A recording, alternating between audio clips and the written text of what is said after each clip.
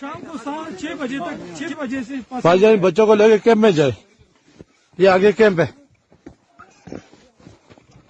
ये तो रोड 2-3 दिन भी नहीं खुलेगा। आप मकामी हो? जी जी। ये लोग यार फोत हो गए हैं 3 लोग फोत हुआ है इस गाड़ी में। ये तीनों फोत हो गए एक दरमियान में इस गाड़ी में भी। ये देखें इनका हाल देखें भाई मुझे इधर आना भैया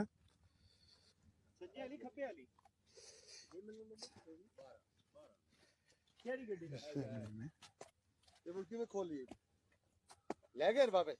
नहीं बच्चे ले गए नहीं आए भाई। 4 पिछली सीट पे बच्चे जाते जाएंगे। उस साइड का दरवाजा खुला नहीं? हाँ ये खोला हुआ था के वो घर वाले ना को राबता शाबता हुए ना फिर भेजना। 483 ये गाड़ी नंबर है जी 483। इसमें पूरी फैमिली डेथ हो गई है।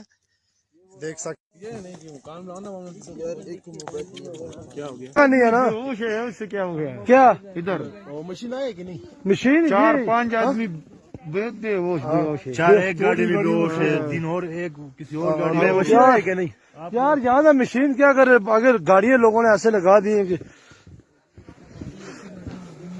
यार गाड़ियाँ पीछे भी ऐसी लगी थी, उन्होंने टोक किया।